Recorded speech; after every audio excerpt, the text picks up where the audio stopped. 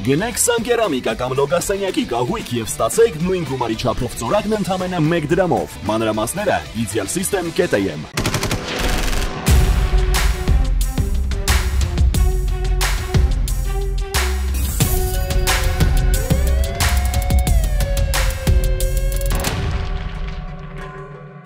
Երևանի ընդհանուր իրավասության քրեական դատարանը հրապարակել է արտգործնախարար Արարատ Միրզոյանի նկատմամբ 2020 թվականի բռնության գործով մեղադրվող Թորգոմ Ասատրյանի դատական վճիռը։ Նա մեղավոր է ճանաչվել զանգվածային անկարգությունների ժամանակ բռնություն գործադրելու, ջարդ կամ հրկիզում իրականացնելու, իշխանության ներկայացուցչին զինված դիմադրելու հոդվածով։ Նա դատապարտվել է 5.5 տարվա ազատազրկման։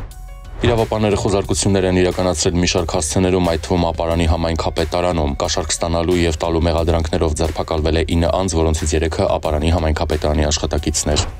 Մեղադրանք է ներկայացվել Բյուրեղանյան համայնքի ղեկավար Հակոբ Բալասանյանին 9 դրվագով պաշտոնեական լիազորությունները չարաշահելու համար։ Խափանման միջոցներ են կիրառվել բացակայելու արգելքն ու պաշտոնավարման կասեցումը։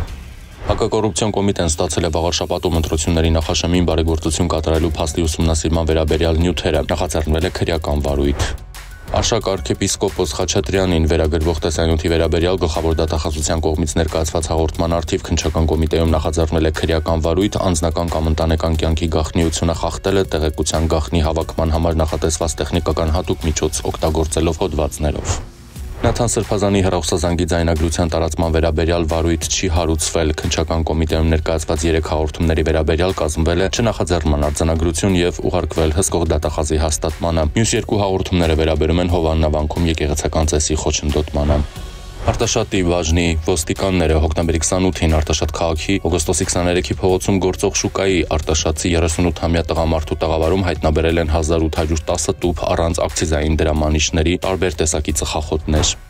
Հոկտեմբերի 28-ին Տերյան փողոցում հայտնաբերվել է Երևանի բնակիչ 35-ամյա մի երիտասարդ, որը հոկտեմբերի 20-ից հետախուզվում էր առողջությանը ծանր վնաս պատճառելու մեղադրանքով։ Հոկտեմբերի 27-ին վաղաշաբաթում ձերբակալվել է 42-ամյա մի տղամարդ, որը սեպտեմբերի 8-ից հետախուզվում էր գողության մեղադրանքով։ Տեղեկություններ են ստացվել, որ Բաղրամյան գյուղի 39-ամյա բնակիչը ջերմատանը կանեփե աճեցնում, պահում այդ բույսից պատրաստված թմրանյութ, իսկ տանը ապօրինի զենգզինամթերք։ 39-ամյա տղամարդու տամբակում հայտնաբերվել են կանեփի բույսեր, մոտ 4 կիլոգրամ 440 գրամ կանեփի 4 ճյուղեր, սվինդանակ եւ ինքնաձիգի 28 փամփուշտ, իսկ նույն գյուղում գտնվող նրա ջերմատանը կից կիսակառույցությունում պայթուցիչով նռնակ։ Հոկտեմբերի 29-ին Վիլիս Մակնիշի ավտոմեքենան Ճամբարակ Նորավան ավտոճանապարհին փախվել է հաստաբուն ծառին, վթարի հետևանքով 1 հոգի տեղափոխվել է հիվանդանոց։ Հոկտեմբերի 30-ին ահազանգ է ստացվել, որ Լեռնապատ գյուղի մոտակայքում տեղի ունեցել ճանապարհատրանսպորտային պատահար կա, արգելափակված քաղաքացին անհրաժեշտ է փրկարարների օգնությունը։ Պարզվել է, որ երկաթգծի անցումի վրա բեռնատար գնացքը բախվել է Volkswagen Մակնիշի ավտոմեքենային։ Փրկարարները վարորդին եւ ուղևորին դուրս են բերել ավտոմեքենայից, նրանք հոսպիտալացվել են։